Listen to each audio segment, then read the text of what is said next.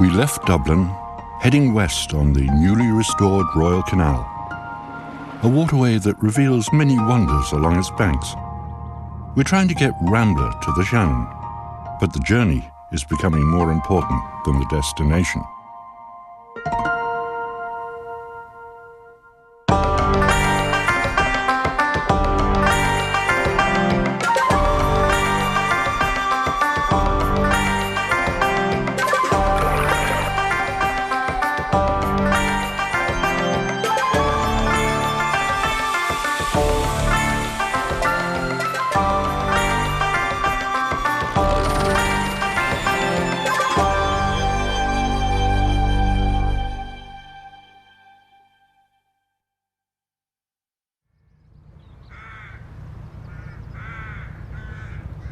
By this stage in our journey, our relationship with time has completely changed.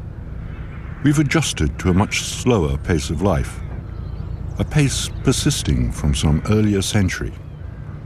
And insignificant events, like threading through the eye of a bridge, become important punctuation marks in a long, rambling sentence.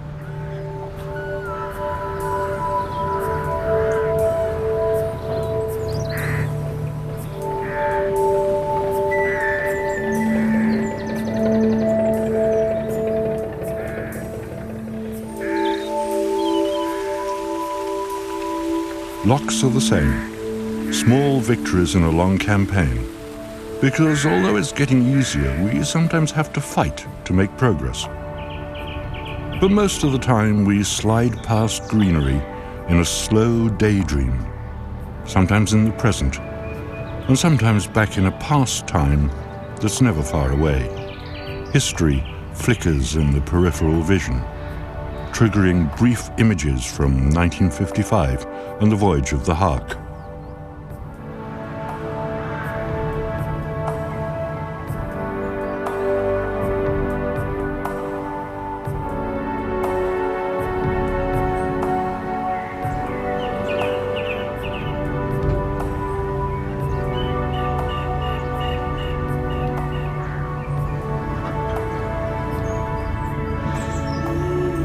And if locks and bridges are punctuation marks, tying up at a harbour is a chapter heading.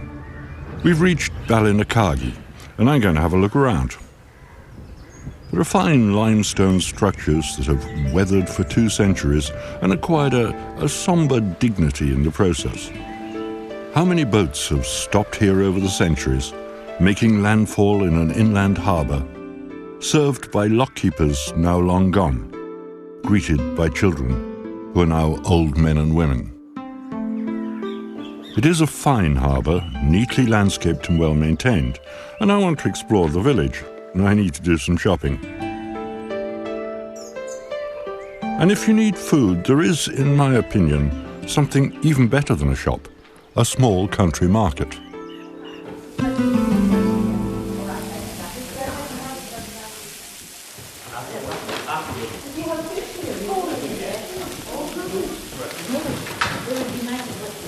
That smells good.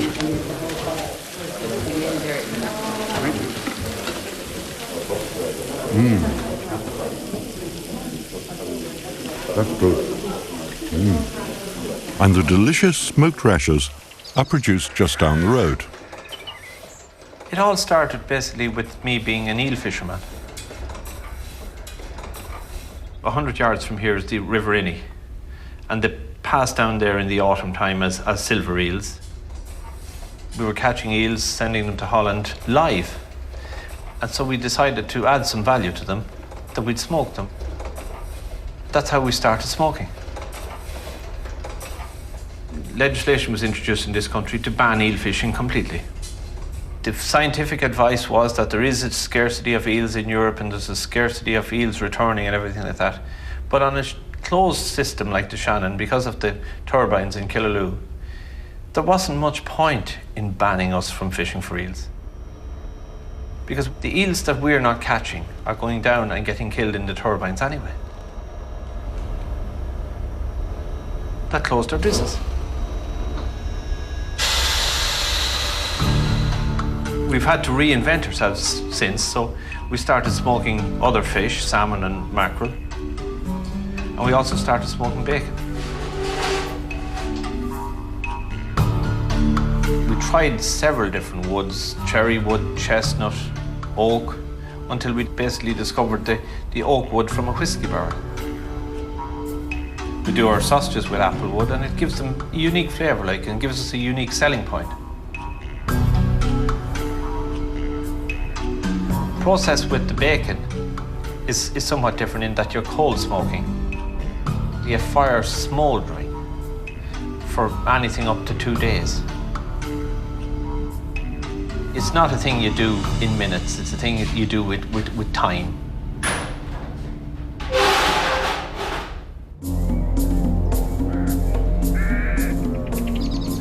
Time, the most precious commodity of all.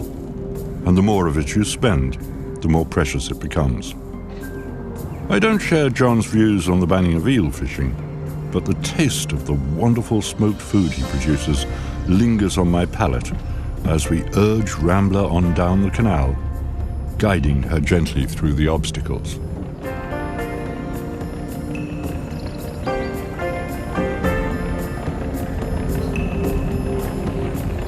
We're drifting through a mature landscape full of quiet beauty. My thoughts tend to drift as well.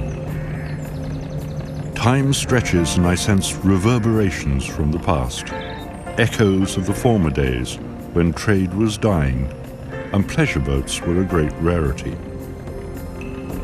When the canal finally closed in 1961, many of the old lockkeepers' cottages fell into ruin, but not all of them. The lock house, well, we found it quite by chance, actually. It's just a 2-line ad in one of the national newspapers, over 10 years ago now. And I remember saying to Kevin, "Where's Ballinaccarragee?" And clue. We were both working in Dublin. I know people thought we were lunatics to commute such a distance, but,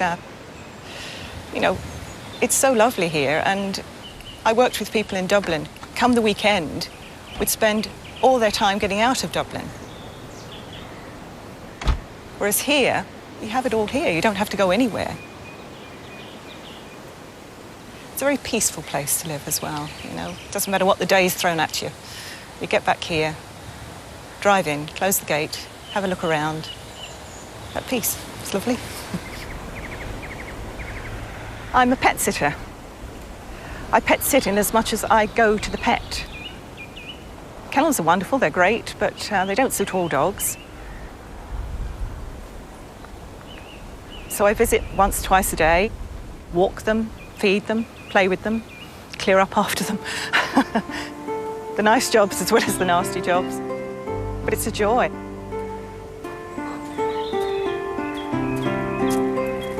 Malamutes. Well, they're an Inuit dog that was bred for pulling sleds. Immensely strong, incredibly strong-willed.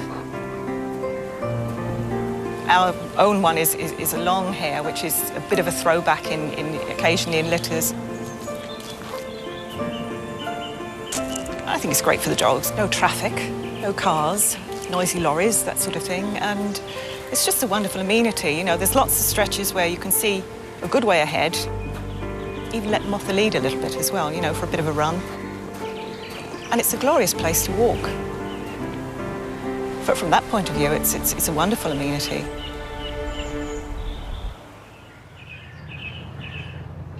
A truly wonderful amenity. The lichen-flecked limestone is shades of grey. Everything else is shades of green. A flat green blanket patterned with wildflowers. The soundtrack is the call of wild birds. All of this is very restful to the eyes and ears. It would be hard to generate any significant stress levels around here. There's no drama in the scenery. It's just pleasant. And I'm conscious of the fact that many of the wild creatures are watching in some amazement as Rambler's great bulk slides down their canal. We're under scrutiny from ancient amphibian eyes. Well, an amphibian is a cold-blooded animal. They arose 350 million years ago. And they were the first animal with a backbone to move out of the water and colonise the land.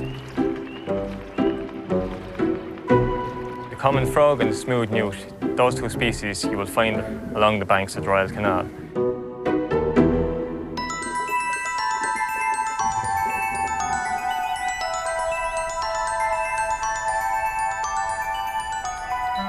Frogs and newts, they play a major role in the food chain. They're a source of food for herons, foxes, otters, all those creatures. And they also eat large quantities of insects themselves. There have been a lot more sightings of the common frog in Ireland, so that's a good thing when you consider that worldwide, amphibians are on the decline. It's great to know that here the frog is thriving.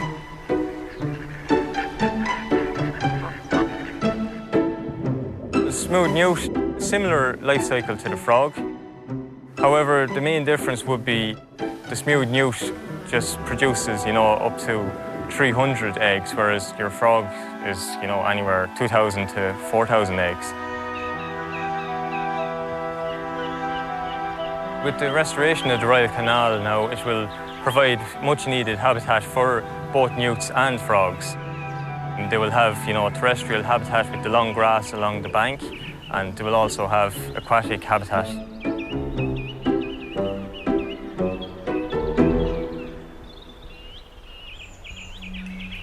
We've seen a lot of wildlife on our safari through the Midlands, but since we left Dublin, very little sign of Celtic tigers.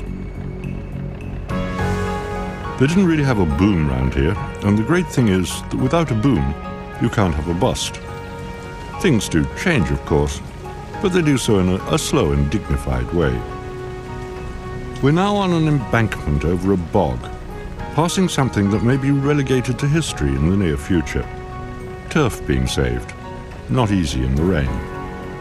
I understand the environmental reasons for banning turf cutting, though I don't really understand why Borden Mona is still allowed to harvest the stuff.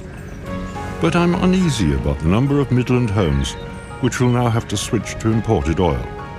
Self-sufficiency is compromised. The canal approaches the Shannon near Ballymahon and then veers off to the north. The original engineers thought that if they took the shortcut into Loch Ree, they'd be too close to competition from the Grand Canal and too far from the Erigna coal mines, which they hoped would provide profitable cargo. We're now in the valley of the River Inny, a major Shannon tributary. In fact, we're crossing the river on another of those amazing aqueducts. The weather's turning nasty, but despite this, I again feel that some kind of minor miracle is happening as Rambler takes to the air and floats slowly above a grey river. The whole essence of canal travel is that it uses the power of water to break the shackles imposed by the laws of gravity, so that it takes a very small effort to move a great weight. What one horse used to pull now fills 2 articulated lorries. I wonder if they were impressed when the Hark crossed here on Easter Sunday 1955, the last boat to travel the whole canal before it closed. Today we point the long shaft of Rambler's foredeck at the village of Abbey Shrew on the far side of the aqueduct, and prepared to moor her in the rain. We'll spend the night here. I need a change of clothes and a hot meal. As darkness falls and I get out the logbook to write up the day's events, a plan is starting to form in my head.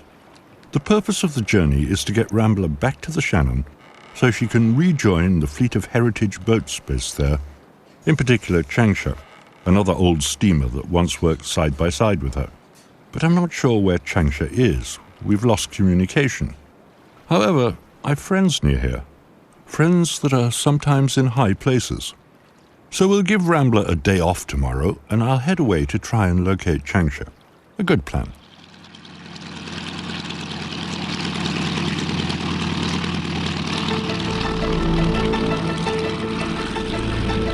When I was a kid, I was a great fan of the Biggles books.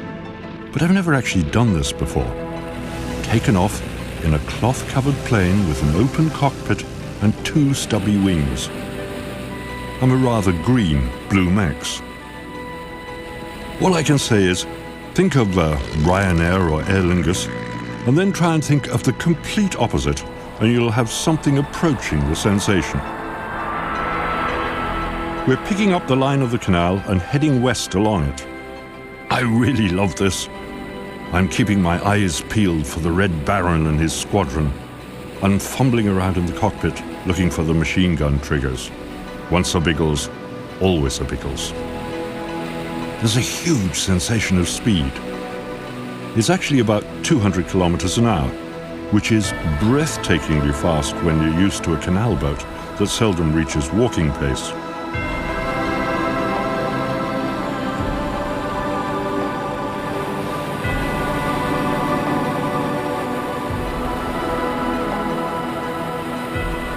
We swoop down low over some of the bog areas where it's safer and less intrusive to do so.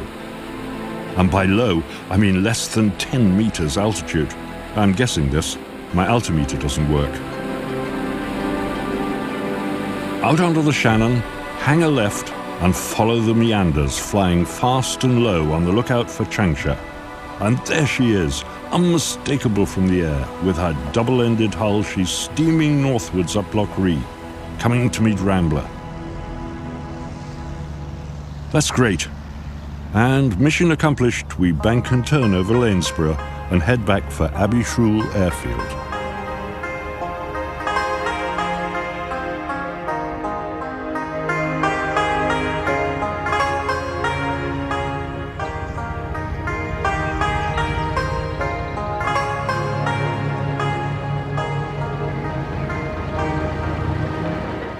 The character of the canal is changing. Instead of charging off across the countryside in a series of straight lines, it's getting twistier, wriggling like an eel along the contours of the Inny Valley. This change poses some challenges for Rambler because of her great length and lack of maneuverability. We've developed a driving technique to cope with it. Slow down before the bend, and then apply a burst of power so the rudder can bite and swing around. Sometimes this works. Other times it doesn't, and we get ignominiously stuck. And when anything goes wrong, anything that makes us look a little bit silly, the film crew is always there to record the evidence.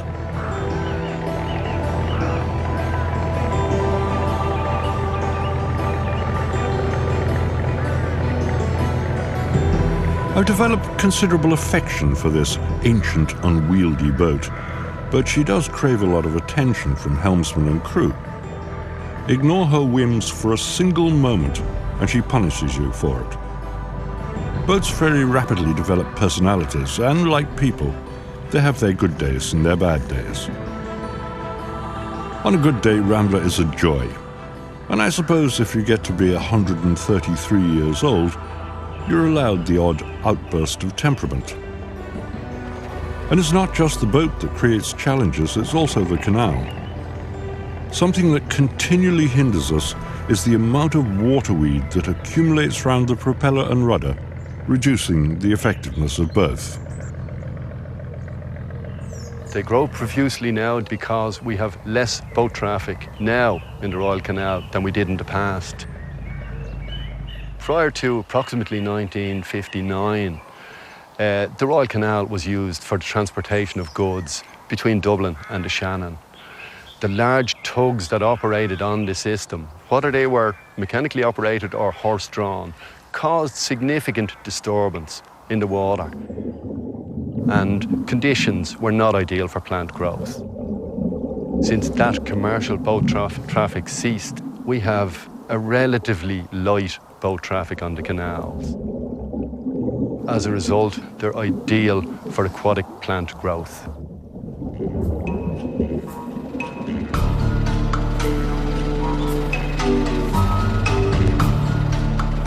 One of the machines which you'll see on the Royal Canal here is the weed harvester. A very effective tool. You can see for a relatively small canal, this is a big boat. it has reciprocating blades horizontally and vertically. So they're cutting and ripping weed from the canal bed.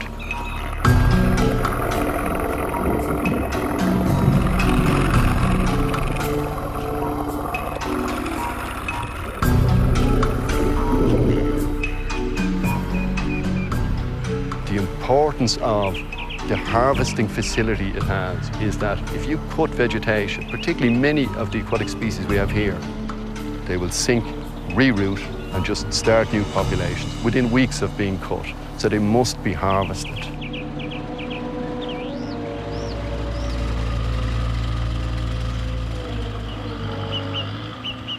So what we want in the ideal world is a clear central channel with nice, dense fringes of weed, so as the fish can spawn and grow in these weeds. The wildfowl can occupy them, and also the aquatic invertebrate or the aquatic insect life. So that's the ideal.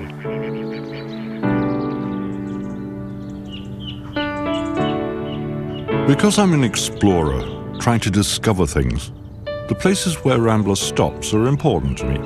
I want to find stories along the banks, odd scraps of history and natural history that I find interesting. This is Ballybrannigan Harbour, and it should have some stories to tell. The heyday of the canal was a time of great hardship. People who lived through the famine of the 1840s would undoubtedly have envied our current state of economic crisis.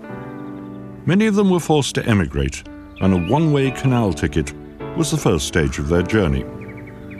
This was the ticket office, carefully restored by the local community, a community that only 4 or 5 generations ago was ruptured by starvation and emigration. Other relics of the canal age are unrestored. Horses were stabled on the ground floor, hay above that, and men slept at the top where it was warmest. But now, it's a warehouse for storing famine ghosts. We're close to Ballymahon, and the town pays homage to Oliver Goldsmith, local boy made good. The Vicar of Wakefield has never been more relevant. It's about losing a fortune and finding happiness. The good vicar's favourite tipple was gooseberry wine, but I fancy a pint. My grandfather built this pub in 1884, and he opened it in 1886.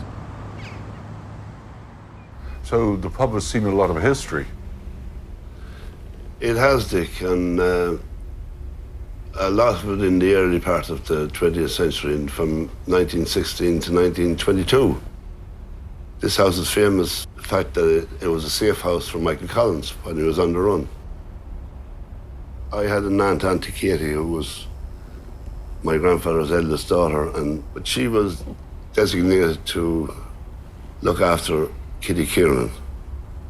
So Kitty used to come from Granor, which is 20 miles down the road, and she'd arrive here maybe 2 or 3 hours before Michael Collins arrived. And my aunt's job was to entertain Kitty and look after her.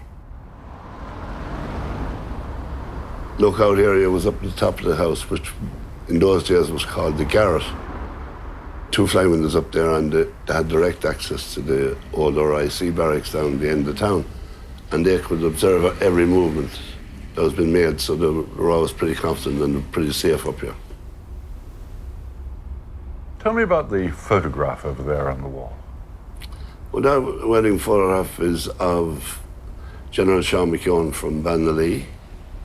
Michael Collins was at that wedding alongside Arthur Griffith. But you can see Collins in an unusual position where his head is bowed.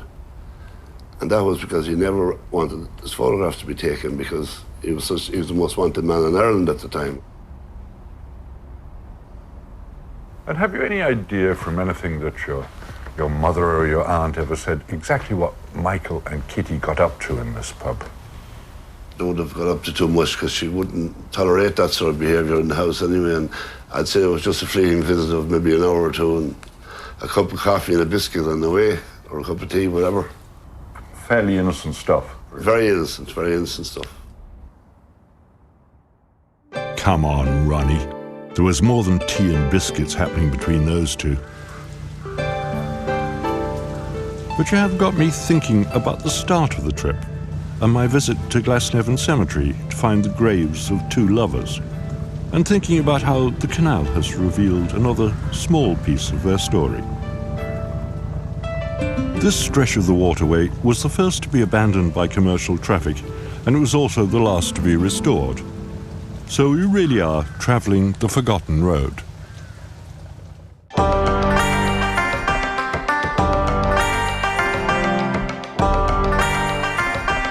Richard Harris puts in the performance of a lifetime in a film adaptation of John B. Keane's classic play The Field, tonight at 9:30 here on RTE1.